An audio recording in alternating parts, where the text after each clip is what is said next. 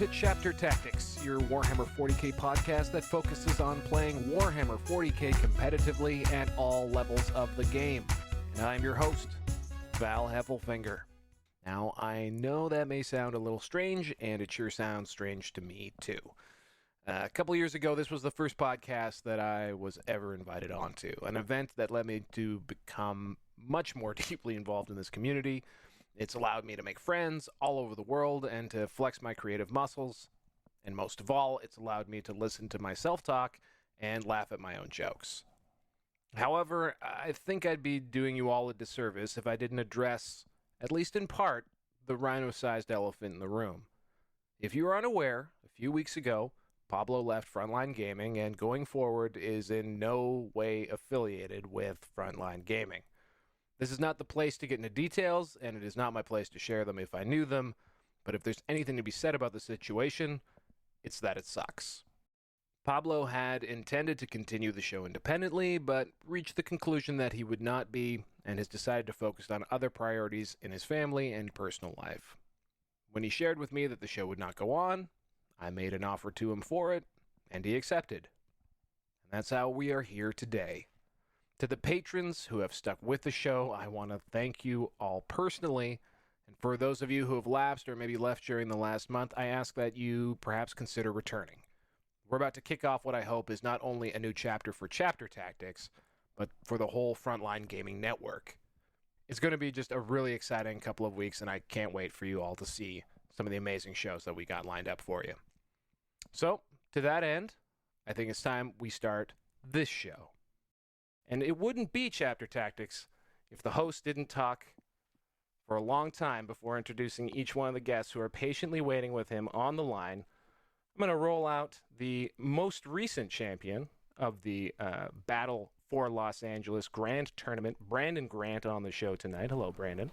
It's very good to be back, and I think we're all going to miss Pablo, but it's nice to have you as the host, Val. I used to have to steal the show. And I used to do the rap air horn whenever I did. No rap air horn today. I'm going to act like I've been here before. And I'm going to introduce the next two guests that we have here.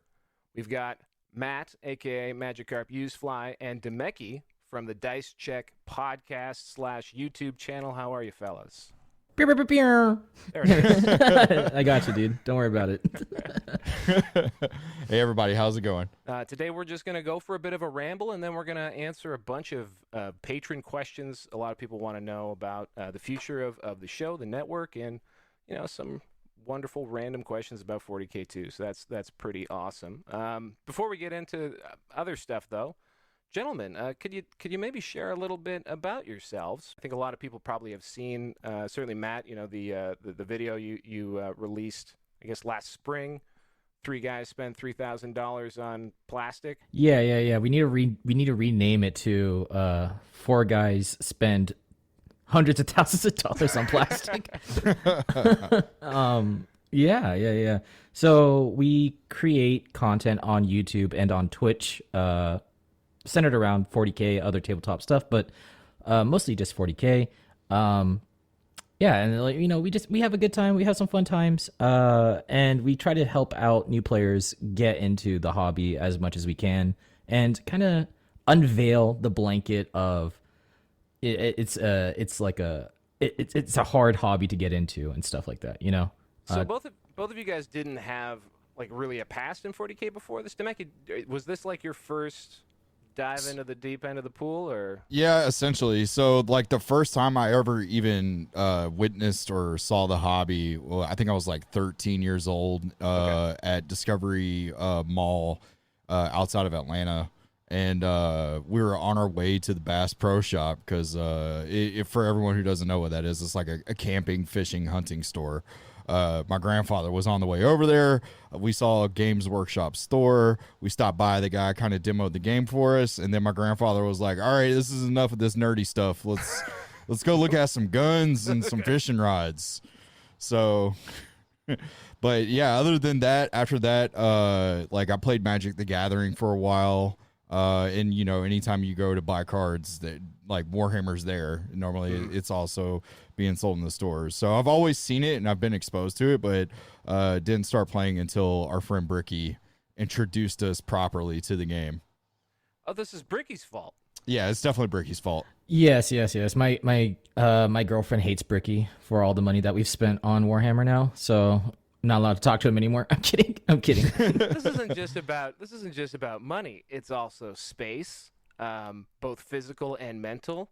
It's also all of your time. It is Yes. an all-encompassing obsession. I mean, even you, Brandon. Do you have any boundaries? Like, do you have boundaries on your hobby, or are you just as down the rabbit hole as anybody else?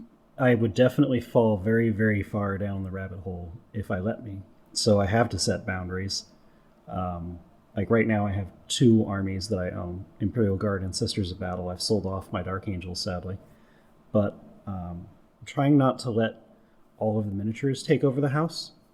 I have my father-in-law, actually, who has had his game room cleaned out routinely because he collects so many things that he never ends up using by his family. So I love the guy, but I don't want to end up with, there's so much stuff in my house and I don't even know what half of it is anymore. That's why you get the routine purges, or you do what Matt and Dameki have done and just rent a commercial space from which that you can hide all of your mountains of miniatures and stuff. Because things have escalated quickly over at Dice Check, have they not? Yes. Yeah, so now we all tuck our armies away inside the office. And so now my girlfriend doesn't know how much I've spent on it or how many models I have now. Mm-hmm. She has a small clue because I still have some stuff here, like some demon stuff, but those are all unpainted. Everything else is over at the office, and there's a lot. Like out of 4 people, we all store our armies there, and so there's just now we're running into a problem of we don't know where to store all of them inside of the office. Yeah, it's gotten to that point, and luckily, like my wife hasn't questioned anything. She just looks at my office and says, "Wow, that's a lot of stuff," and then just like walks away. Walks away shaking her head and goes and plays with the guns. Wise woman. So recently, if anyone hasn't gone and watched it, it is a piece of film magic, which is the tour of the Dice Check compound, shot with a wide lens to make sure that you're getting the full sense of the room and the majesty of the space. So just don't look at the floor. Just don't look at the floor. Everything else is fine. Just don't look at the floor and don't look at the wires. Don't worry. It's all good. The option's definitely there. Now, you guys... Now, Matt as Magikarpusedfly, which, by the way, is a very obviously fake name. I suggest something more like Val Heffelfinger if you want to be a little bit more download. Just suggesting. Listen, okay, when I made that name, I don't know what I just thought it was funny. I didn't think it was going to do anything. And so now I'm just stuck with it, and I don't know what to do. Like, it's such a long name. I don't know what to do with it anymore. I have to look to see if Carp is with a K or a C every time. But that's besides the point. You were making content, or are continuing to put content out on a channel under that name. Was the rest of the crew involved in content making too on the YouTubes and other places, or is that mostly your action? Yeah, actually, Dameki... how I met Dameki was on TeamSpeak. I created like a TeamSpeak server where people who watch my videos can go on, and then I would play games with them. And Dameki was one of the people that was there. And yeah, ever since then, I think like I brought him into the call because his voice just sounded so good. Yep. And so we added him into the group, and ever since then we've just been good friends. Yeah, and he moved out to like California and stuff, and we've been hanging out. And yeah, don't let your dreams be memes, guys. Shoot your shot. So Dameki, to get this straight, you met someone online and you moved to California for them? All right. Yes. Yes, I solely moved out here for him. No, it was pure coincidence. It was the oddest thing ever. So by the time I had met Matt, my wife had already taken a job out here. Okay. And I was still serving in the military at the time. I was in the Air Force. So I was kind of like minding my time, trying to figure out what to do, whether if I was going to stay in, get out, or, just see where life was going to take me. Luckily, I retired early. Once that happened, I moved out to be with my wife. But the first time I had met Matt in person, we decided that we would go meet at a restaurant. You know, we get dinner together, As you do. and as we're standing there waiting, my wife goes, they're not real. These people aren't real. You're getting catfished. I was like, why would they catfish me? I was like, what? Carp like, is what? in his name. Carp is in his name. You're being catfished. Just so you know, Dameki, I'm still catfishing you. This isn't even me. This is all. I'm all photoshopped. This makes sense now. Yeah. My life is ruined. I must move back to Georgia ASAP. All right, so that's how you. That's not a bad lateral move going from Georgia to where you guys are in San Diego, former home of Frontline Gaming. Is that right? Correct. Ballpark. Yeah. SoCal.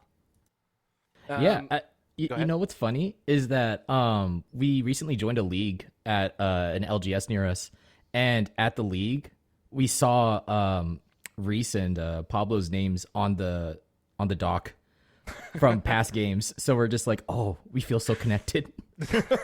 We are walking in their footsteps.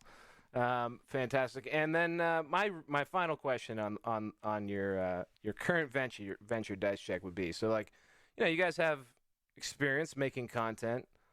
You decide to start playing Warhammer, which is always funny to me because I was describing to Brandon before the show that, you know, this episode kind of felt like I was at the top of a roller coaster looking down, and I feel like starting 40K is more like being at the bottom of an ocean and looking up, and like you've got a long way to swim before you can actually breathe anything. Why did you decide that you wanted to like go on that journey in front of the internet?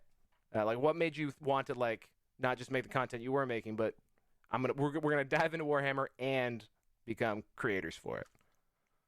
Yeah, so the way that I looked at it was that the Warhammer content community is still in its infancy. And so what I wanted to do when we were getting into Warhammer, when we were trying to figure out what we wanted to do, I wanted it to be a big endeavor, right? I always like kind of reinventing the wheel, you know?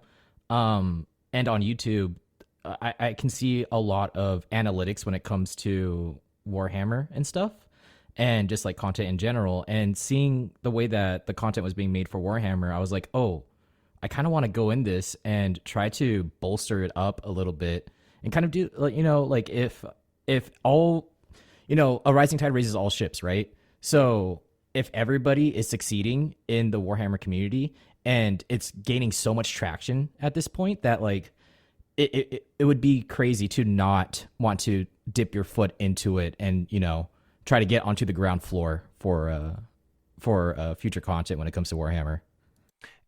And that is kind of interesting to me, that because I thought it was kind of fun. Like, honestly, like when you guys first started doing your channel, I was like, what?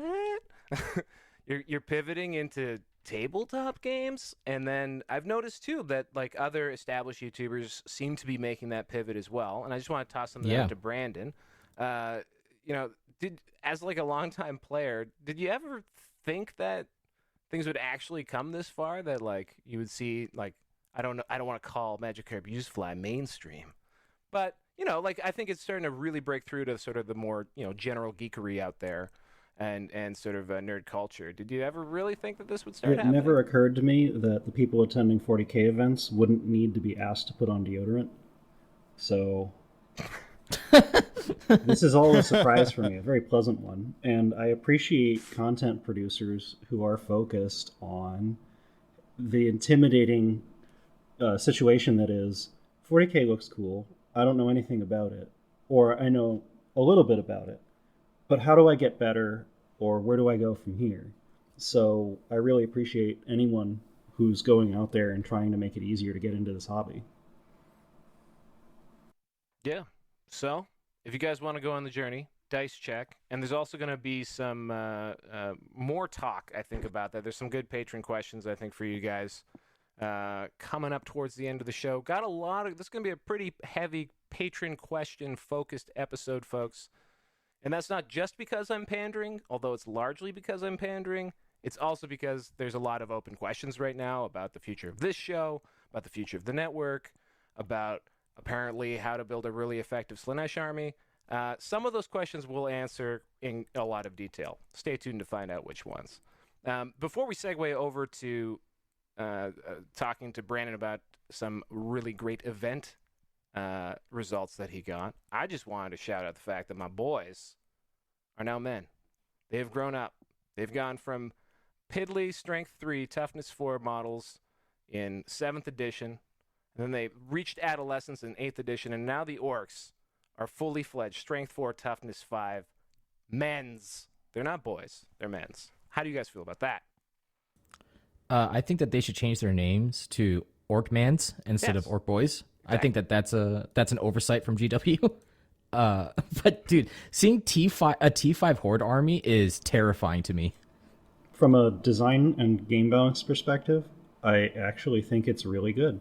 It was something I was thinking about internally, was that I think the way that strength and toughness is working now, there are quite a few models that instead of giving them an invulnerable save or a feel no pain, could stand to have their toughness increased to make them more resistant to damage, but not have an invul save or necessarily a better armor save. And the way they've done it with orcs seems brilliant to me. Yeah, it looks, it feels like that orcs is just gonna, obviously orcs is like a fan favorite army, right? You're saying all the right things. Continue. Yeah, right. Everybody loves orcs, and seeing them like, and they always find a way to do well in tournament play. But now that seeing them come up to T5, it makes me excited because now I want to see what the other Horde armies are going to be like. I want to know what Astra Militarum is going to be like. I want to know what Nids are going to be like. There you go. There you go. I'm just saying, you're burying the lead there. Matt is an avid Tyranids player. If I was going to wish list something, I was going to wish list T9 Lehman Russ. I do wonder, because of the way that they changed, how things are wounded in 8th edition. The one up or one below or tied results in what you have to roll. I do wonder if adjusting certain toughnesses upwards is important. But I mean, are you guys a little concerned too, because they've been juicing the weapon profiles? Yeah. And now they're also, now they're kind of juicing the stat lines too. Is it going to be 6 of one, half a dozen the other at the end, or do you think there's like a real fundamental shift in the math? I mean, as a Tau player right now, when I see this, it kind of hurts even more. I just want you to know that no one feels sorry for you. As a former Tau player, just in case you feel like you're going to get any sympathy, you're not going to. So adjust accordingly. I know, and I kind of found that out as I picked the army, because apparently people have hate for Tau and Eldar. So I already feel it. I just look at the T5 and I look at like my strike teams and my breacher teams, and I'm just like, wow, this is a problem for me. Got to throw them fours, bud. Force to hit, force to wound. Let's go. Let's go. Yep. But at the same time, I'm trying to be optimistic with all the changes that I'm seeing, especially for the Xenos armies, and just trying to hype myself up and prepare for when we do get that Tau Codex. Yep, I think that's a good thing. I will say that as an avid Orc player, I'm a bit surprised by the Beast Snaggers, because they are Strength 5, Toughness 5, and they're these big beefy boys, men's, if you will, and one wound. Yeah, I'm actually okay with that. If they had gone up to 2 wounds instead of, and also T5, I think that maybe that might be a problem. Well, these are the Beast Snaggers. These are the medium-sized boys, not quite your knobs. Not quite your boy. They're Beast Snaggers. Yeah, but like regardless, like seeing a 2 wound on a Horde army with T5 as well, I feel like might be too scary. But like I'm not a game designer, so I don't really know. But in my opinion, that would be even more terrifying. 2 wounds is way better on small squads, like maximum 10. If you're going to have 30 boys with 2 wounds each, that's 60 wounds in one unit. It opens up a can of worms in terms of, if you throw enough buffs on that unit, it's going to get out of control really fast. All right, so we're gonna do a speculation lightning round. Coming at you hot and fast. Boys are currently 8 points a model, over under 10 points per model when the codex comes. I'm gonna say they're gonna stay where they're at. We're going under. Anybody else care to wager? I'd put them at 12 points 12 points. Why do you say that? because they're also getting better weapons. That's right. They did get that -1 rend on the choppas. That's right. And I wouldn't be surprised if they just had an extra attack built into their profile instead of the +1 on the charge. Well, they don't have. Do they? Hold on. They have 2 attacks They got with 2 the attacks on the leak. chopper, Yeah. And then it was actually as if it used to be if their unit was above 20, they would get the +1. Yeah. That's it. So 2 attacks base, +1 for the choppa, possibly 4 attacks on the charge on a T5 Strength 5 model. Yeah, it sounds like 12 points to me. Well, it's T5 Strength 4 on just the regular boy. So it does bring them down a bit. Because, like, the Beast Nagas who are getting +1 to hit vehicles are also wounding most things on a 5 now, which is awesome. That's true. Yeah, Strength 5 is very key because anything that's less than T10, you're winning on 5. So maybe you should be praying for Toughness 10 Lehman Russes. No, I think that's too much. All right. Maybe a T10 Land Raider. T10 Land Raider. Will we see Toughness 10? That is the question, guys. Will they go there? I don't think so. I doubt it. Yeah, I think that's too much wishful thinking. But who knows? Craft World's gonna come out and then they're just gonna be T20, and then who cares? Hey, A Toughness 10 model. Yeah. I mean, if you look at what they did with the Poxwalkers, right? Like that's why I'm saying maybe they'll stay under 10. Mm-hmm. Just looking at what they did with the Poxwalkers, and then Don't remind me. and then look at the boys, and I mean, yeah, they have a gun and they have some weapon options, but that's why I'm thinking maybe they'll probably stay under 10. The thing about Poxwalkers is that as designed, their damage is nothing, but then they have the 1 CP strat of I murder anything in the game with 10 mortals. So it's such. that's what makes them so ridiculous for their cost, and I don't think orcs are going to have a mortal wound strat built into them, and they're going to probably cost more than Poxwalkers because they have better stats. well, right now we have. I'm using first person plural apparently about the orcs. The orcs have the Burner Bomber, and that is just a wonderful explosion of mortal wounds, which I'll never. If this book comes out and they take away that strat, I will never have actually gotten to play it because thanks COVID. Anyway, I think we can move away from the boys unless you guys have any other groundbreaking thoughts. All right, because now we got to talk about some Strength 3, Toughness 3 sisters of battle, you might say, at the Battle for Los Angeles. Brandon Grant, the champion this year. How do you feel? I feel pretty good about that win. If we're going to do the 5-minute summary, it's a decentralized list with lots of transports, lots of melee threats, and some really solid shooting threats all rolling into one. And it's a toolbox list because it has things like Fight Blast through Draxus, although with the new Codex leaks recently, I might not need to branch into Inquisition to get Fight Blast, which would be great. But the way you play that list is you use terrain to your advantage, you hide as much as you possibly can, you pop the Retributors out and use their Storm of Retribution strat, so they're 36-inch range +1 damage, and you try and make good trades with the shooting so that even if your opponent's out shooting you towards the end of the game, they don't have enough left to table you, and you've pushed them off the middle of the table the whole game because you're the melee army and you win on points. So immediately, hide and transports, pop out, kill stuff. I mean, I am pretty much 40k illiterate. That's why I'm the host. That sounds a bit like the way people have been describing Drukhari. Did you run into the Purple Menace out there, and did you actually factor them in? Was this list tooled up for the Drukhari Menace? This list had all sorts of tech pieces that were intended to fight Drukhari, including Inquisitor Draxus, including Arcoflagellants, including Handflamer Seraphim, including 5 strong squads of Zephyrim. So there's a lot of MSU because a lot of the stuff Drukhari does is not extremely huge squads of tough stuff. If you hit it with a wet blanket, it's going to get off the table. So that's what the list was focused on, is just enough damage with these units to remove MSU Drakari, firepower that's focused on removing their raiders, and then melee units that can combo charge things because of Strike Blast and just murder everyone. So you're basically trying to out Drakari with Sisters of Battle? Yep, and that's just to get a chance. Fully tech Drakari list is still going to be better. Or it will be until this new codex, who knows. Quick question. So how was you how was the run to the final table? What things did you see in, say, the fourth and fifth round?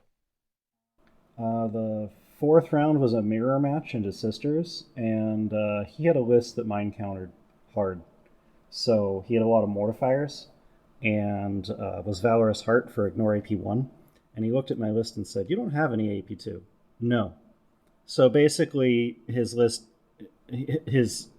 chapter tactic or order keyword did nothing into my army. And he had Exorcists and he had Retributors, 2 of each. But I had a lot more melee threat than him. And his opening shooting phase was, for me it was everyone moves forward and blows smoke. And hides behind ruins in the center of the board to set up to take his objectives on the following turn.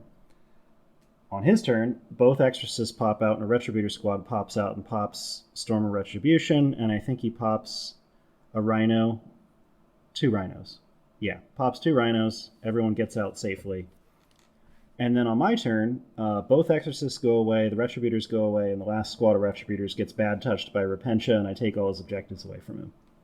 And he never really recovered from that. And he had to keep the mortifiers back because my Retributors just eat them for breakfast. Yep. So it turned into, after turn 2, he's stuck in his deployment zone, can't get to my objectives, and I score all my secondaries and primaries, and I win. And then the final game was AdMech, and the list was definitely like the final boss battle list. Props to Jason running it.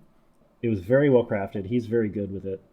And it's basically a Mars Death Star with every shooting buff that I wish Guard could get. Like full rerolls to hit in shooting and melee on everyone. The ability to fall back and charge in an aura on everyone. Yeah, it was just gross. Plenty of nice indirect fire with Scorpius tanks. A bomber that did about 12 mortal wounds over the course of the game on a 100 or so and change point model. Yeah, and then the ponies that got nerfed, where they were 3 wounds, T4, 4 up, 6 up. And their 2 CP strat is if you declare a charge on them, they just move 12 inches wherever they want, and your charge fails. Yeah, and then everything else in his list is just this death ball around Call and his other characters that make them do all these ridiculous things. And the whole game, everything in his army is +1 armor save, +1 strength to heavy weapons. It was just like, if anything in his army sees anything in my army, it's gone. Like, he has firepower to spare. So it's pretty much me trying to hug terrain and throw 5 strong squads of Battle Sisters on the midfield objectives. And it came down literally to me shooting Retributors with the Storm of Retribution strat into his War Pony squads to kill them down to the last one. One of them lived at the bottom of turn 2 and zoned out for him from all my reserves coming in. I had the Hand Flamer Seraphim come in and use their strat to shoot during the movement phase and remove the last screening dog, which allowed everything else to pile in 9 inches away from the meat of his army and actually remove quite a bit of it. And that's basically what cost him the game. So what was it like going up against, that's the new AdMech, right? How does it feel playing with Sisters against the new AdMech? Do you see it as like a big problem going into it? That was old? AdMech. Oh, Oh yeah, and that was already a mountain to climb. I felt like the underdog in that matchup. I'm like, if he can see me, I lose. So I played super cagey the first 2 turns. Yeah. And just tried to keep stuff alive, and then committed literally everyone on turn 3 to kill as much as I could, and he still picked up 80% of what he could see on his turn to shoot back at me. It was absolutely ridiculous firepower.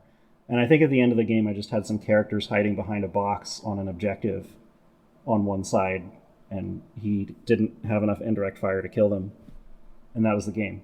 It was just like, don't get tabled. and I'll win. So I think coming into what will be ACO weekend, I guess we're just under 2 weeks to the ACO. Frontline Gaming Terrain is going to be obviously deployed on all of those tables.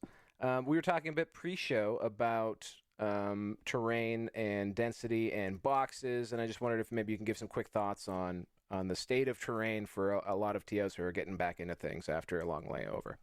Sure. So my AdMech opponent very commented during the game. He's like, this table has the most terrain I've seen during this whole tournament, and it was 6 boxes that were 12 by 12 ruins with 4 walls and only all windows.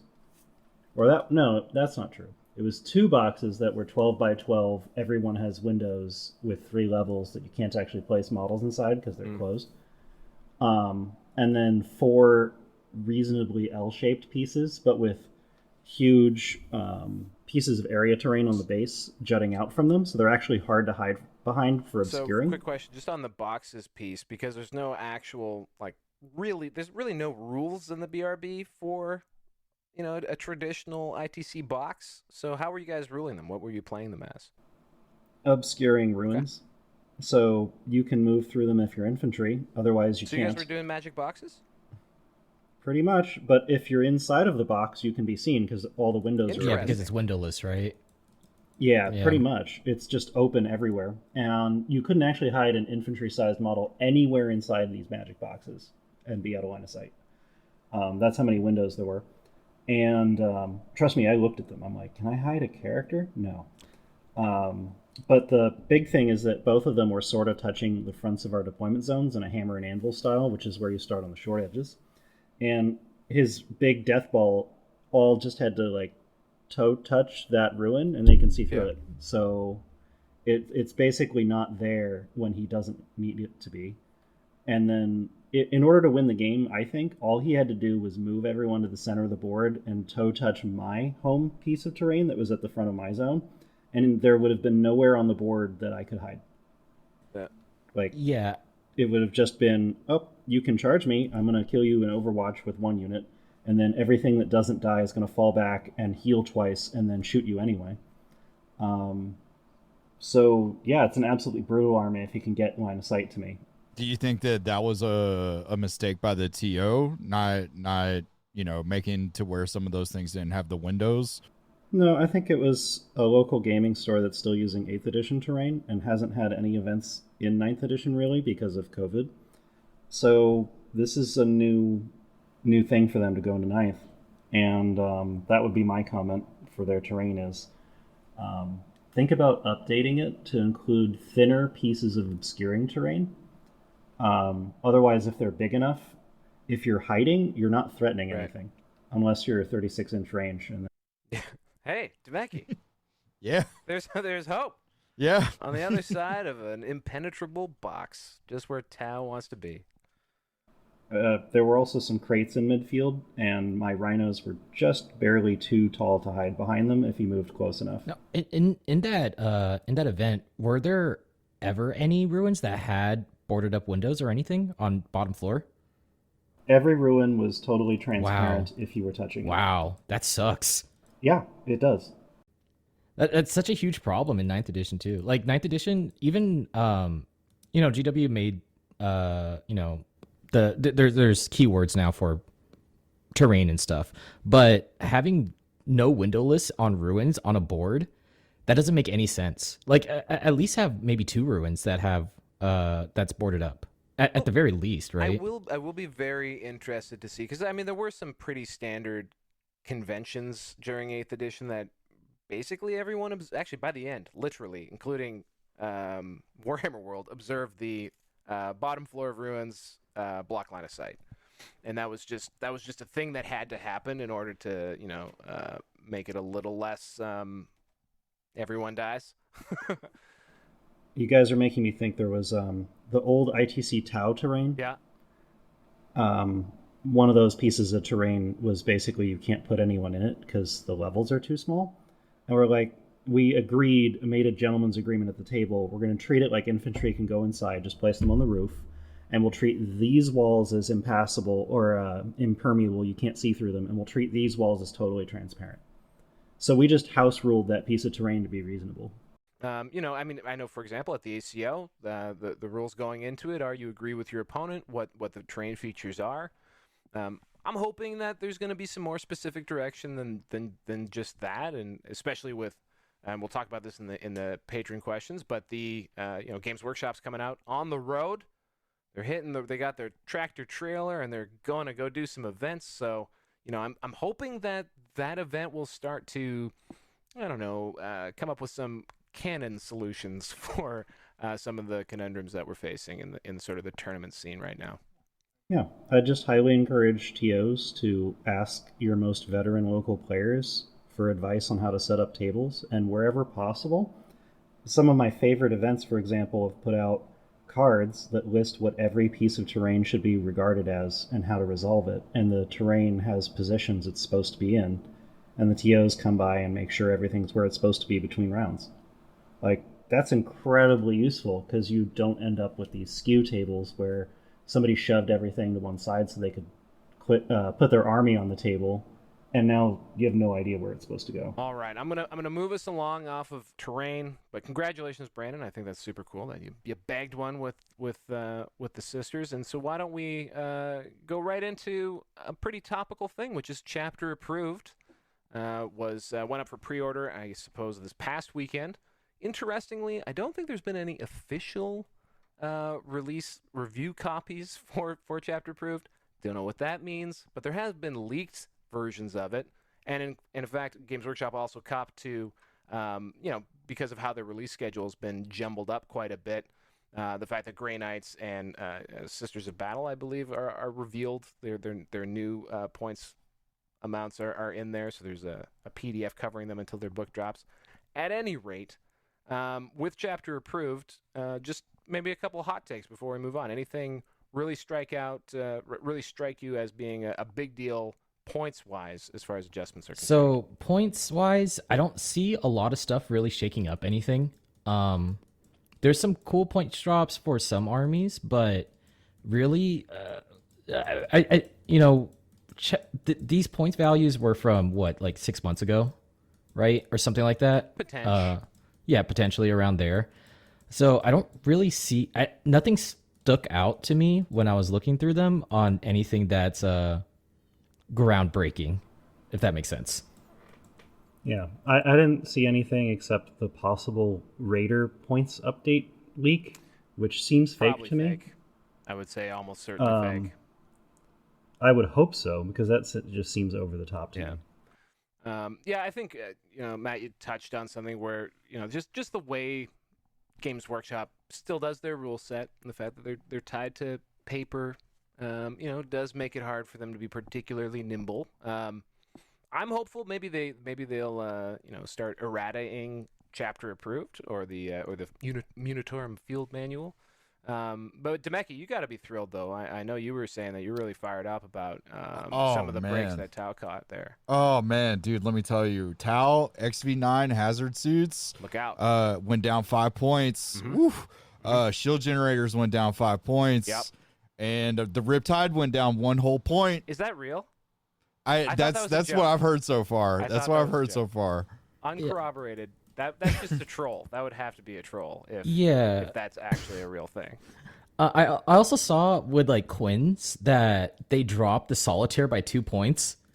I don't know why they would do that. Like that, all of a sudden the solitaire, just 2 points would make the solitaire more viable. So like that doesn't make sense to me at all. Everything else on Quins wasn't like touched at all, which is strange because obviously like 6 months ago Quins were still dominating the table and everything. But I guess if they nerf like one model in that unit, the entire army just falls apart.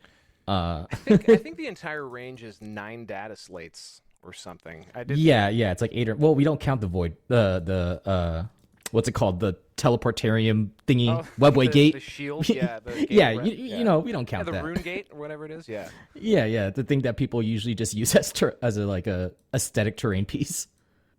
I guess for Brandon, did they change anything for sisters at all in that you saw? The sisters got a lot of points reductions, which was interesting. That makes me... And it makes me worried that some of the units are probably going to be way worse. Like, Repentia went from 16 to 14 points a model, Whoa. and I'm speculating that they're losing some of their I'm benefits. curious. Preachers got much, much cheaper. Even Retributors went back down to 12 points. Wow. So it actually makes me worried. I'm like, if they're dropping by this many points, what are they? What carpet are they pulling out from under my feet? Are the cherubs still free? No, the cherubs weren't free. It was the simulacrums, Oh, yes, yeah. and the simulacrums are no longer free. Oh, okay, cool. Except possibly for Retributors because it's not listed as an option. As far as points go, one thing that I saw, at least for NIDS, that's pretty interesting. So, like, the Dema went up by 25 points, and then the Swarmlord actually went down by 30 points, which is, pretty good, considering that, like, he was 270 points, like, super overcosted, but you had to take him anyways. But, like, if you ran, like, the standard double Dema list, the list only went up by like 5 points, which is a huge steal. And then also Genestealer is going down by 2 points. That's huge. So like Swarmlord going down by 30 points and then Genestealer is going down by 2 points back to 12, which is, or no, I think it's 13, which is only 1 point more than what it originally was, I think, from 8th edition. That's pretty big considering that things like Dracaria are still on the table. Devil Gaunt's didn't get touched. Nid's still looking pretty decent, punching upwards towards like 9th edition codexes and what's meta. So that's kind of cool. That's really good news. Yeah, when you put it that way, my sister's list that I won the event with, I think went down by about 50 points. Wow. So you can take that With the list again. monsters. Wow. That's pretty good. I can see why you're nervous. I'm not going to lie, Mr. Grant. I can definitely see that. I'm like, what's going on here? All right. Well, I think that wraps up our coverage of blurry photos we've seen so far of Chapter Approved and the Munitorum Field Manual. Why don't we swing on through to some action-packed Patreon questions? How do you feel about that, fellas? Let's do it. I'm excited. Nah. I'd like to thank I'm kidding. I'd like to thank Dameki for his enthusiasm. Tim Dodd kicks us off here with, are you planning on doing this podcast and Stat Center going forward, Val? What an interesting question, Tim.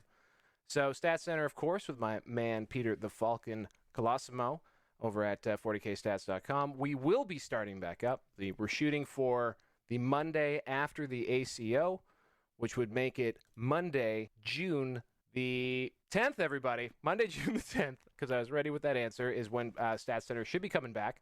And I will not be doing double duty. I will not be hosting Chapter Tactics. This is a one-time event. Because as a matter of fact, Switcherama reveal of the episode. Ladies and gentlemen, I'd like to introduce you to the new hosts of Chapter Tactics, plus a couple other guys, Matt and Dameki. Yeah, woo! Yeah.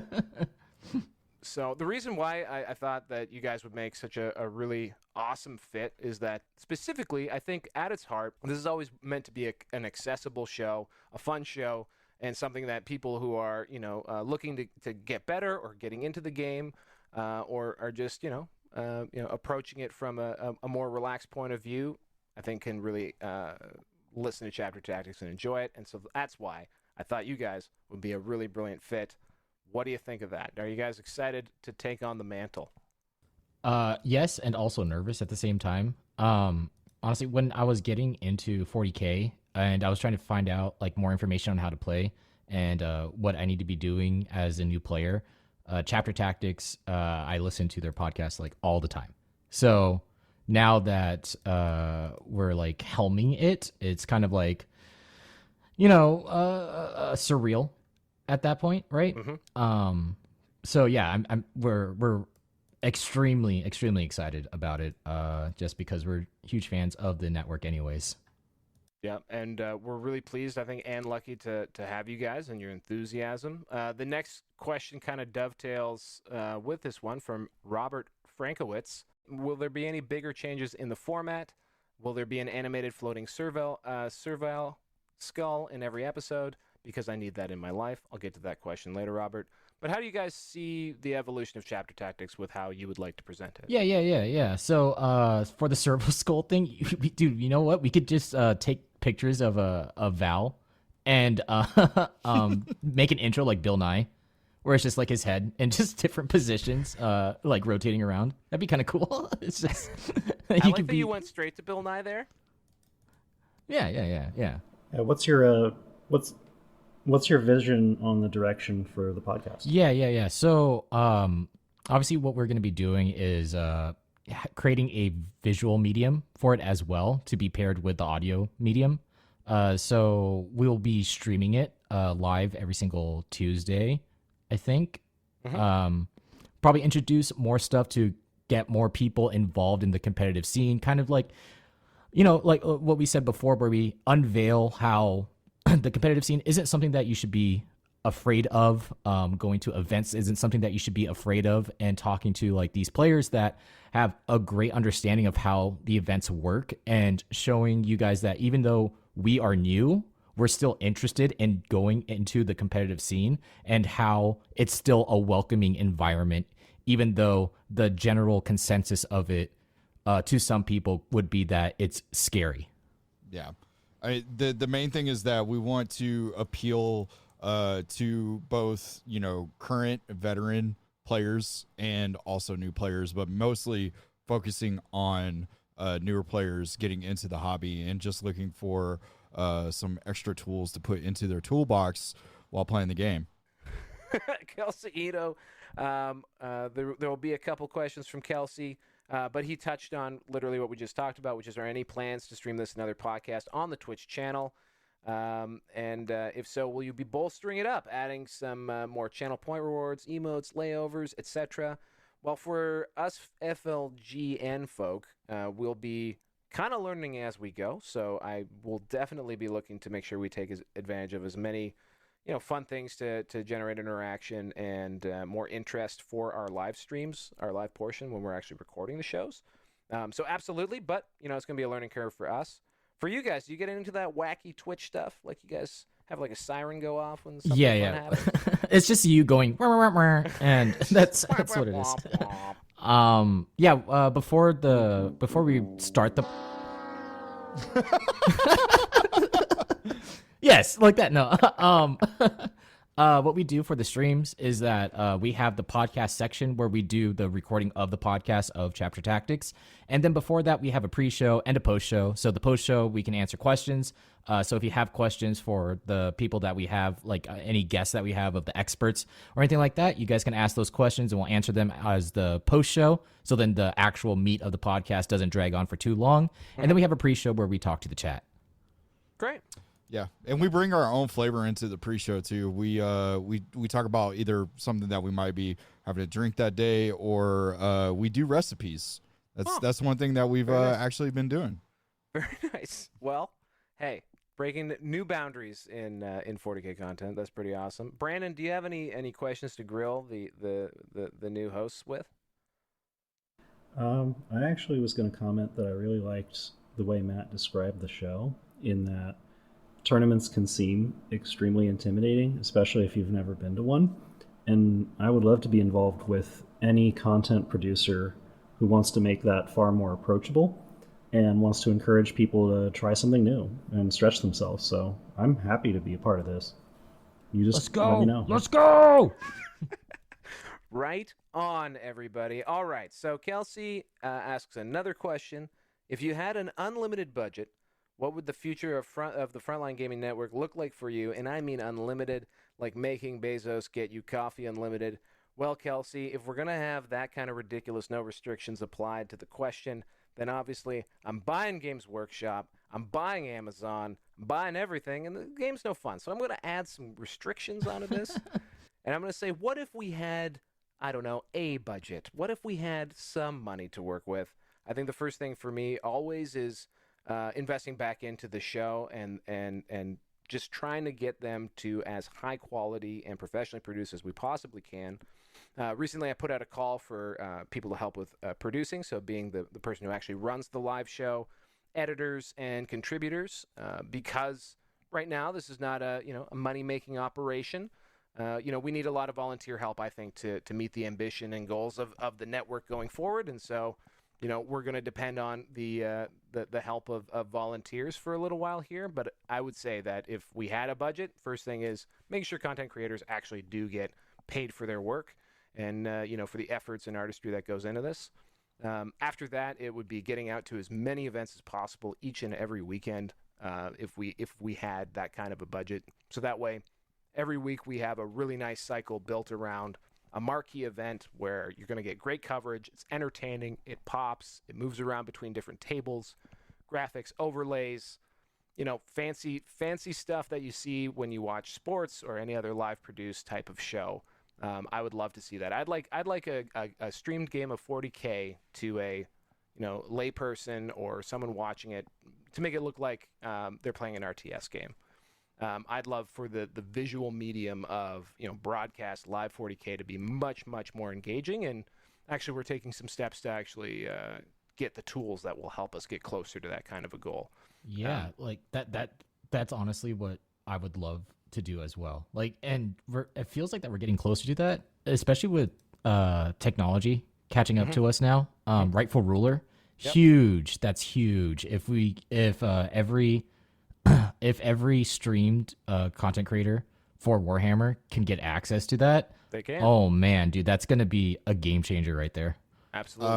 How many Michael Bay level explosions will we be able to have? Oh, at least 10. At least all 10. I care about. Yes.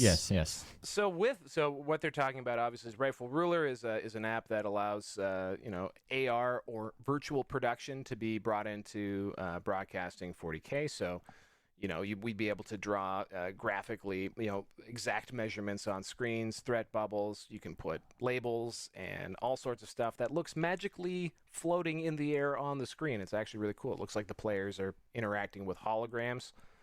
I can't wait. I think it's going to be really good. And really from there, once you have the sort of the structure built, you can have it doesn't have to be a static line animation. It could be an explosion. It could be tracer bullets, so that you're marking what units are engaging with what other units. It could be blood smears on the ground to note wounds and casualties. There's really a limitless amount of things you can do with broadcast 40K, and if we had the opportunity to just add money, I think we would have something that we wouldn't have to worry about just capturing the imagination of Warhammer fans. I think we would be able to target gamers, people who watch cool stuff online, which is anybody, and that's kind of the people who I'll be going for. So, and I'm hoping first event, maybe not that fancy, but maybe using some of the oozy, very primordial versions of these aspirations will start to take shape at, I'm hoping, the Lone Star Open later on in July. So yeah. I blacked out, guys. Did that sound cool? It sounded so cool. Good. Let's shift gears now over to David Goff. This is a nice little segue, actually. What are your and Frontline Gaming's thoughts about Games Workshop's upcoming roadshow of GTs in the Southeast U.S.? Do you foresee them participating with the ITC in those tournaments? Spoiler, they are. Games Workshop will be awarding ITC points, so you guys can comment on that. And he says it's pretty interesting to see this happen. The roadshow. We're going to Orlando, New Orleans. There's two major events in New Orleans this year. It's hilarious. And Austin, Texas. Guys, what do you think? Games Workshop's back. I'm kind of sad. There's no games in Atlanta. I was hoping for a hot ATL appearance. Oh, you didn't get your tickets to Warzone Atlanta? They went on sale like a couple days ago. See, I didn't even know. So look at that. I think it shows how far we've come in the ITC when ITC was modifying Games Workshop's rules and creating their own missions for a long time. And now Games Workshop is awarding ITC points at their events. I think that it shows how far Games Workshop and ITC have both come together to make competitive 40K gaming that much more approachable and fun for everyone. So it sounds great to me. Yeah, it's honestly just a huge step in the right direction, I think, from Games Workshop to absolutely just fall in love with how the ITC works and everything, and holding hands with them. I like to imagine them going down to a beach and just, holding hands, going into the sunset, and just living happily ever after. Right. Okay. So I know a lot of the people involved in these things, and that's a really interesting image of Mike Brandt and Reese, maybe with a bottle of wine, just hanging on down the people. Yeah. Whoa. Get Reese out of his office, and have him just go onto the beach. That's right. Just like you can do at the SoCal Open. Not actually. It's near the beach, not actually on the beach. This is a thing people get confused about. That it, guys? That's all you want? I mean, Games Workshop is running big Nova-style events in a truck that is moving around America. Like, that's it? Like, we're not fired up? I think I'm fired up about this. I'm fired up as long as long as it's still part of ITC. I feel like it will be fine. Like, as long as it's like part of the point system and whatnot, it is. I feel like it will be fine as long as they don't pull a Wizards of the Coast with Magic. What they did with Magic the Gathering recently, they'll be fine. And for those of us at home, what does that mean? That's an entirely different conversation. That would literally take a whole nother hour of explanation. But they had a really good tournament set up before they made some changes and kind of screwed the pooch. Gotcha. Okay, cool. Well, hey, let's focus on the positive here, guy. Mike Brandt is driving the truck himself. He's on a road show. He's going to be hitting up at least 3 places in America. And then I think they're doing a playoff in LA or something. They made some allusion to that. So we'll they're see. taking, I think, like the top players and having them out in LA to do the finals or something. Brandon, will you be traveling to play in one of these events? I don't think this year I'll be going that far. Okay. But maybe next year we'll see. Well, maybe they'll come to you. They're saying that they're not repeating the same cities necessarily. It's literally supposed to bring it's a carnival. It is a circus tent of competitive 40K. So they're going to move it around the continental U.S. and for all of our friends and listeners overseas, be that the UK, Australia, Europe, and everywhere else in between, maybe even one of your countries too someday. Hey, maybe they'll cross the border. Maybe they'll come north. Who knows? Could be exciting. Let's see what happens. I'm pumped, obviously. On to the next one. Here's a nice one for you from Brett Urbanowski. Brandon Grant for the podcast. Why does GW hate guards so much?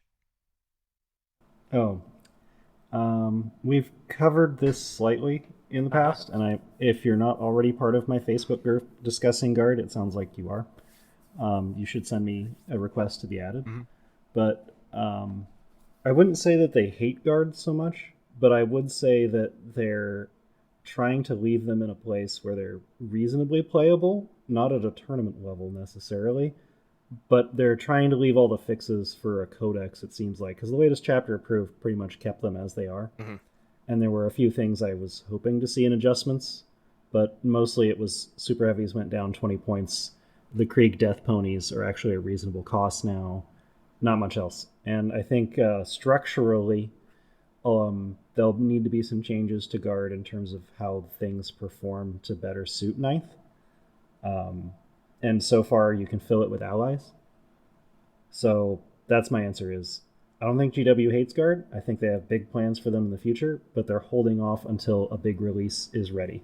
Yeah, I think that with the Org Codex also, that's kind of almost a preview of how they're going to treat guard, of what to look out for, since they're both like horde armies. It's going to be think of the Org Codex as a preview of what GW has in mind for guard. At least that's what I'm hoping for. You heard it here first. Toughness 6 guardsmen, everybody. It's coming. T10 guardsmen. T10 with still strength 3 las guns. That's right. If I had to speculate, some of the points we've seen now, for example, you can get a Rhino for 80 points for Sisters that has a Storm Bolter, or for 85 points you can get a Chimera with 2 heavy flamers on it, and the Chimera has more transport capacity. And I know which one I'd take if I could pick who went inside what. Right. So I get the sense that to reduce the number of models that Guard brings to the table but still allow them to score, they're going to focus on making the infantry god-awful in terms of efficiency. You're not going to want to send 100 guardsmen into 30 Space Marines. The Space Marines will win every time. They're just going to make it so that the transport amplifies how that infantry unit performs to a point where, why aren't you taking transports? And that'll allow you to spend your points and still have a reasonable number of models on the table, but not be using a push broom to push 200 conscripts into your opponent's side of the board so you can win. That's just not a fun vision that Games Workshop wants to promote anymore. All right. Well, I mean, Armored Cav, the Steel Legion. I vividly remember 3rd edition, like greasy teen hands just combing through that. It was like a pamphlet codex. It was like 20 pages, but that's where they brought the Steel Legion out. And I thought they were the coolest thing. And that one day I would get a job and I would buy myself a Steel Legion army, and they're made of pewter, and I have a job, and I can't afford to this day to get a Steel Legion army. But I think they're cool. And if it actually does go that way, I think that's actually a tremendous amount of fun and cool. Because I think a lot of the time in 8th edition, you had guardsmen that were kind of like the Space Marines. Like your catechins that you were running roughshod over people with were super soldiers. Like they weren't they weren't guardsmen. Once you get them going with 30 of them in an infantry squad blob with a priest nearby, you can do some real gross things with orders. Like, I had a squad of 20 get tied up and added another squad of 10 to it and used the fix bayonets order to murder everyone they were touching, and then proceeded to charge another unit and murder that one as well.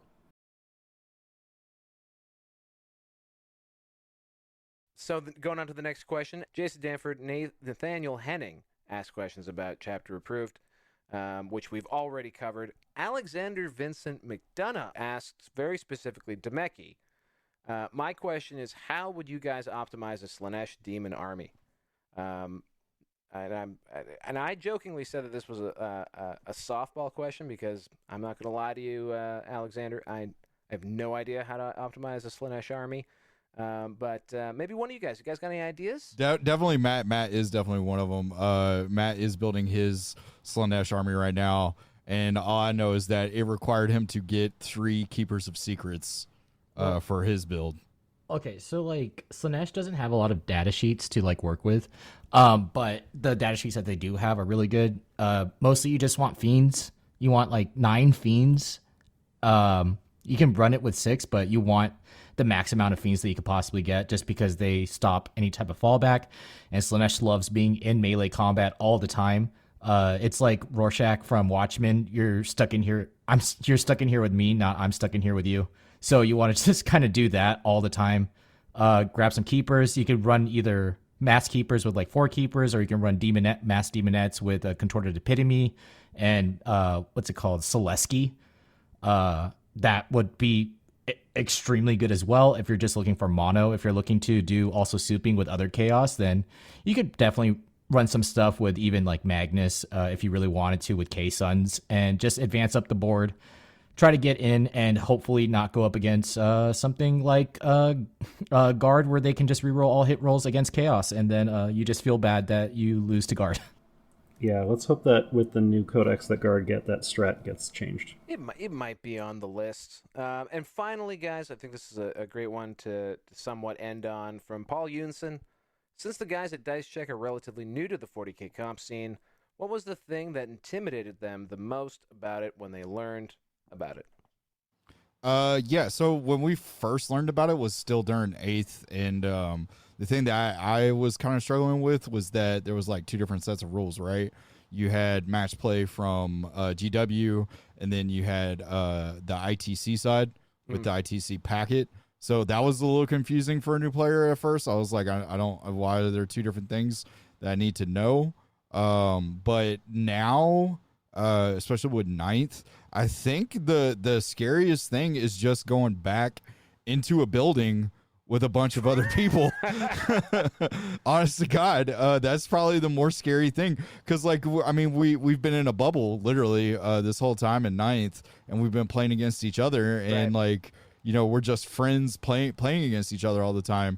We're going to have to actually interact with other people and, and you know, flow our way through that, which, I mean, that's scary, you know? You're meeting someone for the first time and you're playing a game, a competitive game against them, and emotions run hot and you don't know what you're gonna get. You can take the man out of Georgia, but you can't take the Georgia out of the man.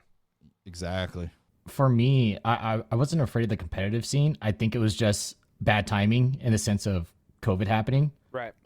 Because I knew that for the second episode of the series that I was doing, I wanted to go to competitive events and see what that was like and explore that more. So I was always excited for it, and then it was just wah.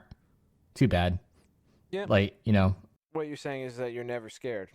Oh, I'm never scared. I'm so strong.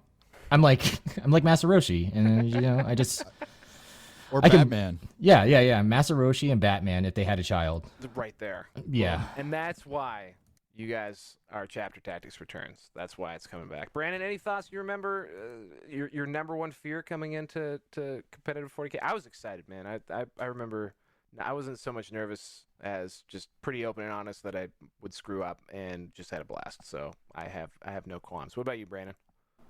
It was a long time ago, and it was kind of a slow grow for me. So every step felt natural following the last one. So it wasn't just like I showed up at LVO one day and won everything. It was, I've been going to RTTs for a few years. Let's try LVO.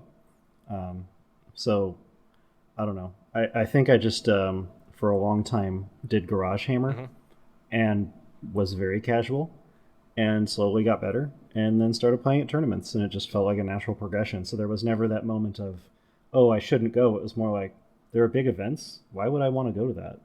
Yeah. And then had a friend drag me and never looked back.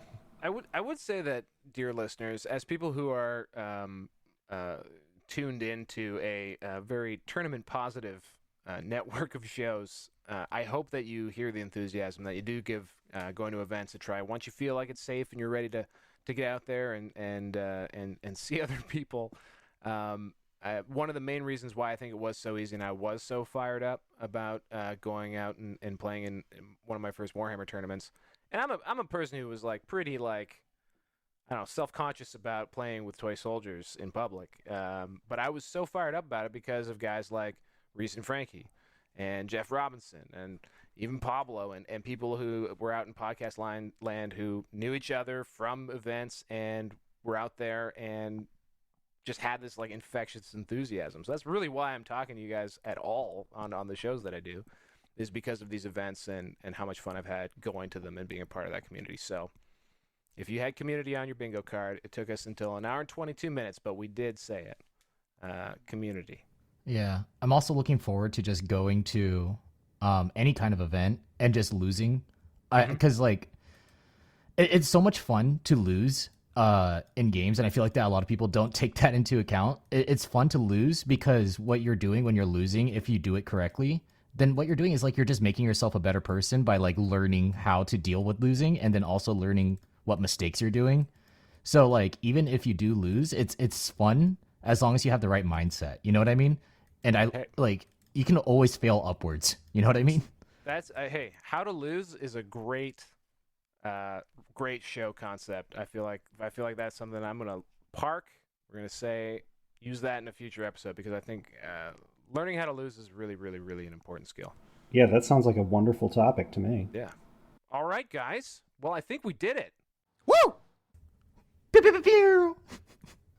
The first and last Val Heffelfinger hosted show of Chapter Tactics. I hope everyone enjoyed it. Thank you, everyone who made it to the end. Thank you to our dear patrons for all of your questions. And thank you to Brandon for being here for the past shows. And by the sounds of it, hopefully some future shows too. And to Matt, Dameki, JP, and anybody else over there? Raph. And Ricky. And Bricky. Thank you guys for picking up the torch and running with it. I know you're going to do great. And the future is bright. Yeah, well, you made it hard for us because you started off this is the first episode with you, and how do we beat that? We're already at the peak. How do we get past this now? Look, just because I'm the creative director and you got to blow a little smoke, that's fine. You can continue after we stop recording. We're going to do plugs. Brandon, do you have anything to plug? I do. So I actually did an episode recently with Sister Act 40K. If you found my summary of the GT unsatisfactory, I did an entire episode on it with them.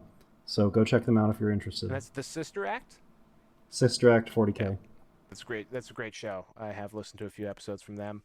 Matt Dameki, do you have anything to plug? Yeah, so you can check us out over at youtube.com/dicecheck, where we upload consistent 40K content for all your eyeballs and ear holes.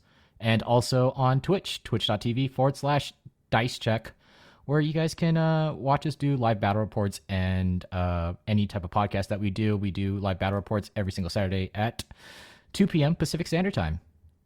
Fantastic. And what? These guys are hosting Chapter Tactics and they're plugging the Dice Check Patreon? What's that all about? Well, guys, all of our loyal patrons, what we're going to do with the Chapter Tactics Patreon is we're gonna expand it to help cover all 4. That's right, 4 core shows plus Chapter Tactics itself. So it will become an FLGN Patreon. You guys will just have to stay tuned to how we're going to modify the tiers and some of the perks and benefits that you guys will get as part of your membership. But you'll be supporting 40K Stat Center, an upcoming show which we'll announce on Signals from the Frontline called Grim After Dark, Signals from the Frontline itself, and it's just a really, really stacked lineup of shows that I know that you guys are really going to enjoy. And stay tuned. I'm going to be on Signals from the Frontline on Wednesday at 11 a.m. Pacific Standard Time, I do believe. So with that, I think we're actually done, right, guys? Actually, Tuesdays, right, Matt? Tuesdays at 6 p.m. PST is when Chapter Tactics will be on twitch.com/dicecheck. Incorrect. Twitch.tv/dicecheck. Twitch.tv. That's true. Look, I'm trying to sign off, guys. I've been trying to leave this damn show. I'm sorry. I'm sorry.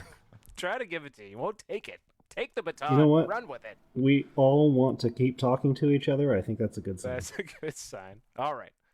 Here's a better sign. The show's over. Go home. Thank you, everybody. Have a good night.